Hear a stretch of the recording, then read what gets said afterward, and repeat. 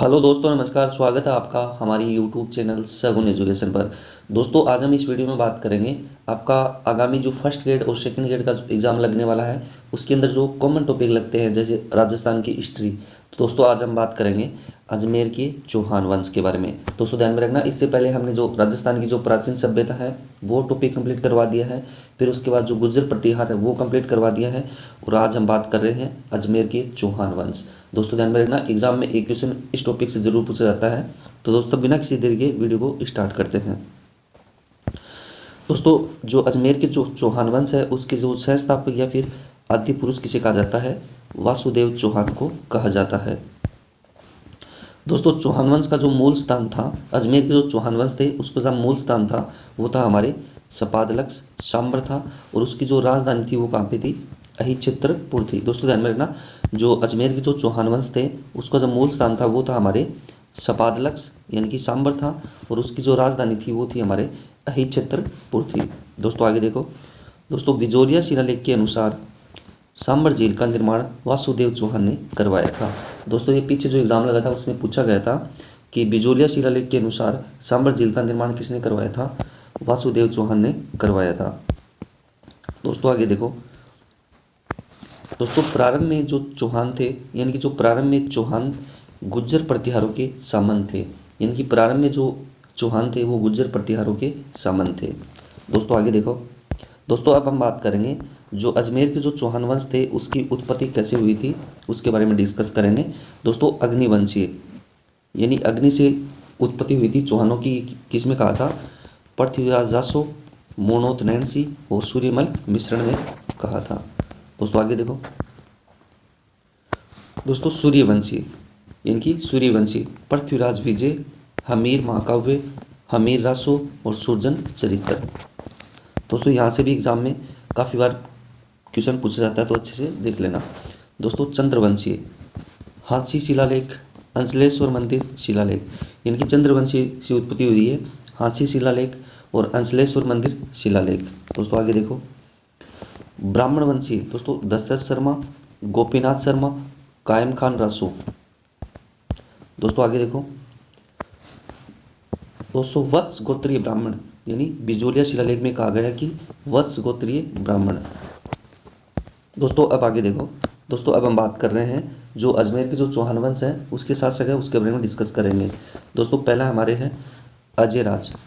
दोस्तों, इसका जो समय था 1105 से लेके 1133 था, यानी कि जो अजय राज था उसका टाइम था 1105 से लेके 1133।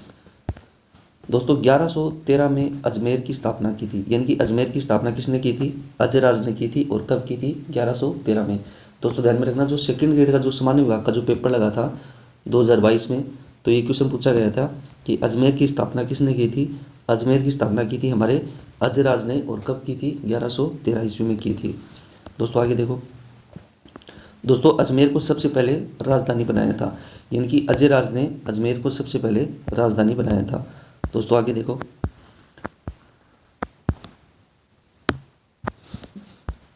दोस्तों, हमारा जो अगला पॉइंट है, अजय मेरु दुर्ग बनवाया था, यानी कि अजय राज ने अजय मेरु दुर्ग बनाया था। और जो अजय मेरु दुर्ग था उसका उपनाम है तारागढ़ दुर्ग, गढ़फिटली दुर्ग और राजस्थान का नाका। और सबसे ज़्यादा देशी आक्रमण कहाँ पे हुए थे, जो तारागढ़ जो दुर्ग था उस पर सबसे ज़्यादा देशी आक्रमण हुए थे। और जो तारागढ़ दुर्ग या फिर गढ़फिटली जो दुर्ग है उसका निर्माण किसने करवाया था, अजय राज ने करवाया था। दोस्तों, आगे देखो। अजय प्रिय नामक सिक्के चलाए थे। और जो अजय प्रिय नामक जो सिक्के थे, रजत थे, चांदी के सिक्के थे, वो अजय राज ने चलाए थे। और सोमलेखा नाम के सिक्के चलाए थे। दोस्तों, ध्यान में रखना, अजय राज था उसकी जो पत्नी थी सोमलेखा, उसने जो सोमलेखा नाम के सिक्के भी चलाए थे। और जो अजय प्रिय नाम के सिक्के भी जारी किए थे, और जो चांदी के सिक्के थे। दोस्तों, आगे देखो। दोस्तों, अजय राज ने मालवा के नरवन को पराजित किया था। और जो नरवन के जो सेनापति सुलेहाना को बंदी बनाया था, किसने बनाया था, अजय राज ने। और जैन धर्म को मंदिर बनाने की अनुमति दी थी, क्योंकि जो अजय राज था उन्होंने जैन धर्म को मंदिर बनाने की अनुमति दी थी। दोस्तों, आगे देखो। दोस्तों, पार्श्वनाथ मंदिर के लिए स्वर्ण कलश प्रदान किया था, किसने किया था, अजय राज ने किया था। दोस्तों, आगे देखो। दोस्तों हमारा जो अगला शासक है वो है हमारे है अर्णोराज। दोस्तों ध्यान में रखना, इसका टाइम भी आपको अच्छे से याद रखना है। जो अर्णोराज है उसका जो टाइम है वो हमारे है 1133 से लेके 1155। दोस्तों आगे देखो, दोस्तों महाराजा धीराज परमेश्वर की उपाधि धारण की थी। यानी कि जो अर्णोराज है उन्होंने महाराजा धीराज परमेश्वर की उपाधि धारण की थी। और ये किस में इसका उल्लेख मिलता है, जो रेवासा शिलालेख है उसमें इसका उल्लेख मिलता है। दोस्तों आगे देखो, मालवा के यशोवर्मन को पराजित किया था। यानी कि अर्णोराज ने मालवा के यशोवर्मन को पराजित किया था।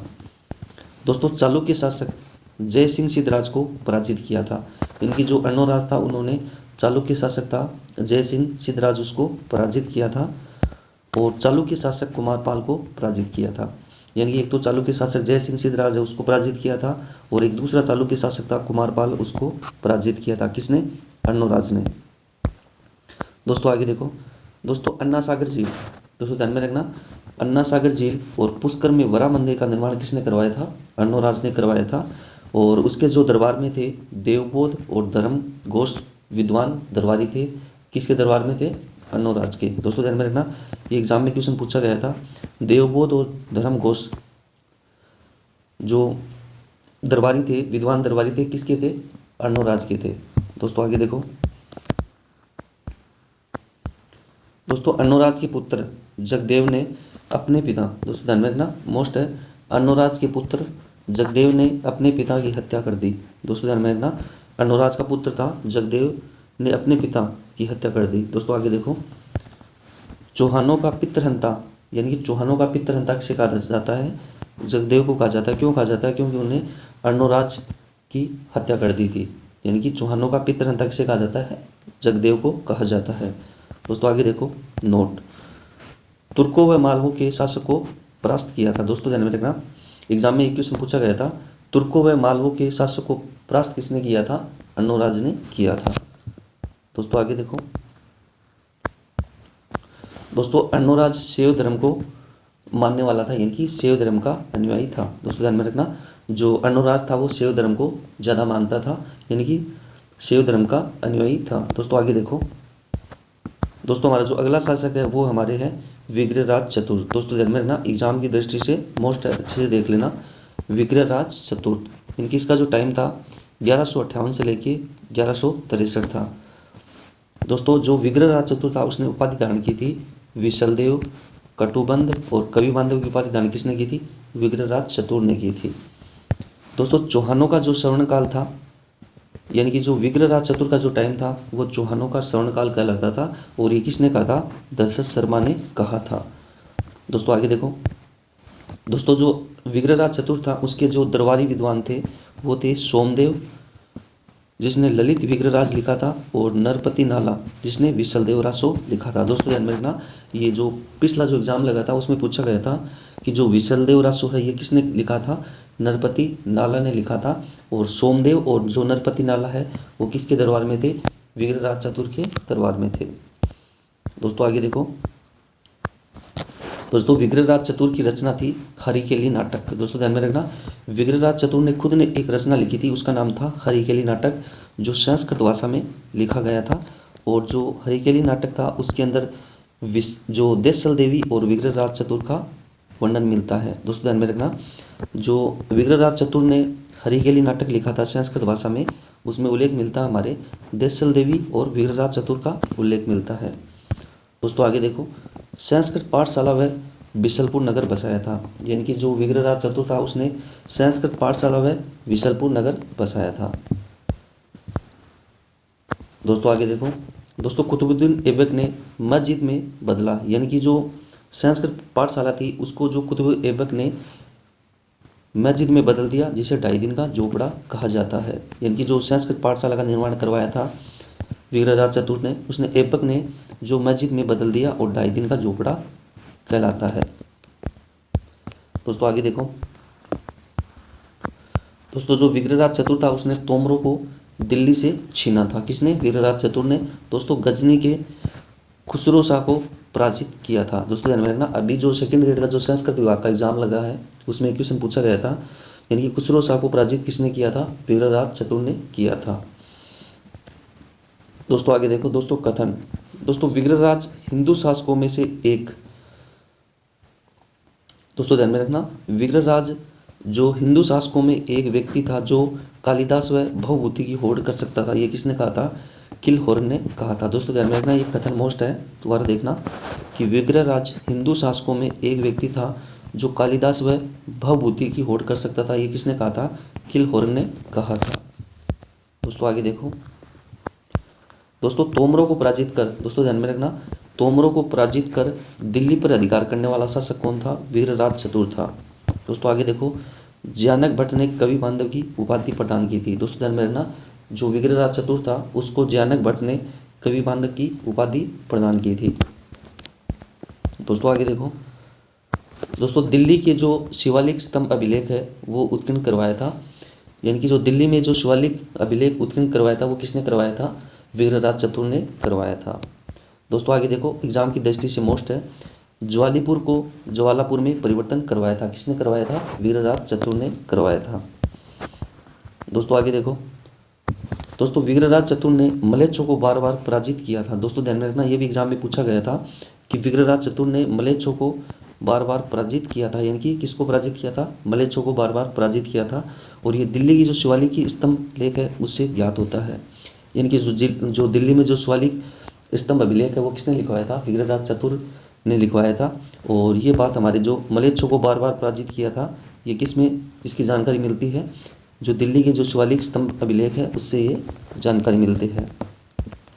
दोस्तों आगे देखो, दोस्तों अब हम बात करें, हमारा जो अगला जो शासक है वो हमारे है पृथ्वीराज तृतीय। दोस्तों ध्यान में रखना, ये भी एग्जाम की दृष्टि से मोस्ट है। इसका जो टाइम है 1177 से लेके 1192 में, यानी कि जो पृथ्वीराज तृतीय है, क्योंकि एग्जाम की दृष्टि से मोस्ट है। दोस्तों जो पृथ्वीराज तृतीय, उसकी माता का नाम हमारे कपूर देवी और पिता का नाम हमारे है सोमेश्वर। दोस्तों ध्यान में रखना, जो सोमेश्वर है उसने उपाधि धारण की थी हमारे प्रताप लंकेश्वर की। दोस्तों ध्यान में रखना, जो पीछे 2022 में जो सेकंड ग्रेड का जो एग्जाम लगा था संस्कृत विभाग का, उसमें पूछा गया था कि प्रताप लंकेश्वर की उपाधि किसने धारण की थी? सोमेश्वर ने धारण की थी। और जो पृथ्वीराज तृतीय है उसका जो पिता था उसका नाम था सोमेश्वर, और उसने उपाधि धारण की थी हमारे प्रताप लंकेश्वर की।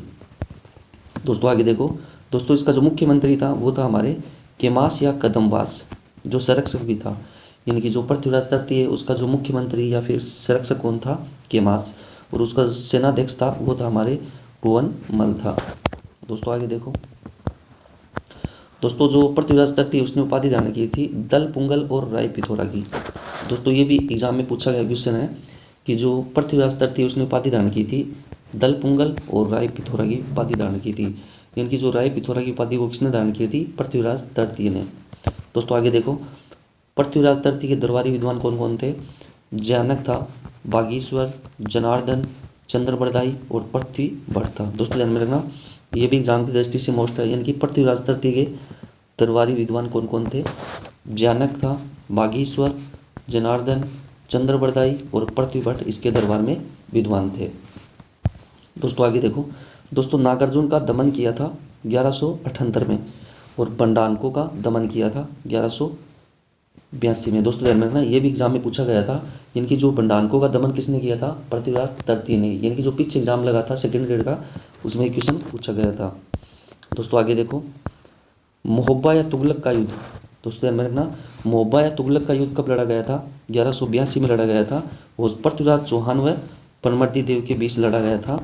और जो परमर्दी देव था उसके जो सेनापति थे दो, आल्ला और उद्दल। दोस्तों ध्यान में रखना, ये जो मोहब्बा या फिर तुगलक का जो युद्ध लड़ा गया था 1182 में लड़ा गया था, ये किस किस के बीच लड़ा गया था? पृथ्वीराज चौहान व परमर्दी देव के बीच लड़ा गया था। और परमर्दी देव था उसके जो सेनापति थे आल्ला व उद्दल थे, जो युद्ध में मारे गए थे। दोस्तों आगे देखो, दोस्तों दोनों गढ़वाल शासक जयचंद के पास चले गए थे। दोस्तों ध्यान में रखना, जो दोनों शासक थे वो जयचंद गढ़वाल उसके पास चले गए थे। ये कौन थे? दोस्तों ध्यान में रखना, ये परमर्दी देव के सेनापति थे, आल्ला व उद्दल। दोस्तों आगे देखो,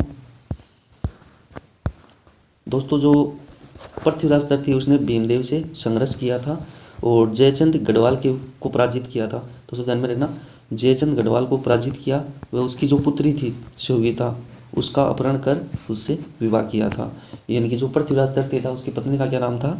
सहयोगिता था, और ये जो सहयोगिता थी ये किसकी पुत्री थी? जयचंद गढ़वाल की पुत्री थी। दोस्तों आगे देखो, दोस्तों तराइन का युद्ध, दोस्तों ध्यान में रखना ये भी एग्जाम की दृष्टि से मोस्ट है, यानी कि तराइन का युद्ध कहाँ पे लड़ा गया था? करनाल हरियाणा में। दो युद्ध लड़े गए थे दोस्तों, ध्यान में रखना। पहला युद्ध जो तराइन का युद्ध लड़ा गया था करनाल हरियाणा में, जो 1191 में लड़ा गया था, और उसमें मोहम्मद गोरी और पृथ्वीराज तृतीय के बीच ये युद्ध लड़ा गया था, और उसमें विजय हुई थी हमारे पृथ्वीराज तृतीय की। दोस्तों आगे देखो, दोस्तों हमारा जो दूसरा युद्ध लड़ा गया था वो लड़ा गया था हमारे 1192 में, और इसमें जो विजय हुई थी वो हुई थी हमारे मोहम्मद गोरी की। यानी कि जो प्रथम युद्ध हुआ था 1191 में, उसमें विजय हुई थी हमारे पृथ्वीराज तृतीय की, और जो दूसरा युद्ध हुआ था 1192 में, उसमें जो विजय हुई थी वो हुई थी हमारे मोहम्मद गोरी की। दोस्तों आगे देखो, दोस्तों जो पृथ्वीराज तृतीय था उसके घोड़े का नाम था नाट्यरम्मा। दोस्तों ध्यान में रखना, ये भी एक बार एग्जाम में पूछा गया था कि पृथ्वीराज तृतीय का जो घोड़ा था उसका नाम था नाट्यरम्मा। दोस्तों नोट, दोस्तों भारत के इतिहास के एक निर्णायक युद्ध था। दोस्तों ध्यान में रखना, जो द्वितीय युद्ध था उसको भारत के इतिहास का एक निर्णायक युद्ध भी कहा जाता है। दोस्तों आगे देखो,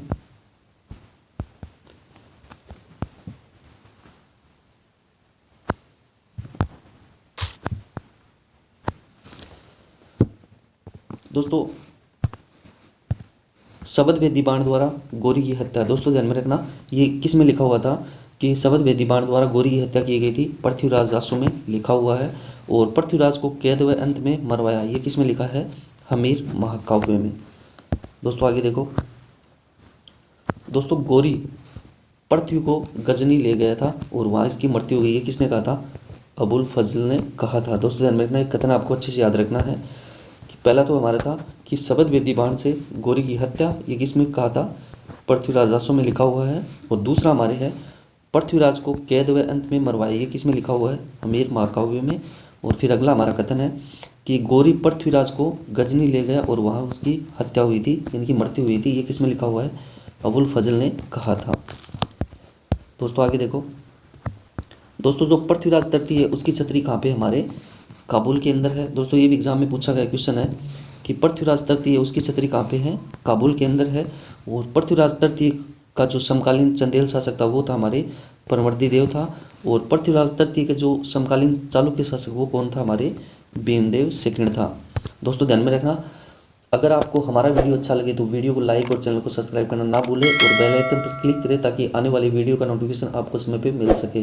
दोस्तों मिलते हैं अगली वीडियो में, धन्यवाद।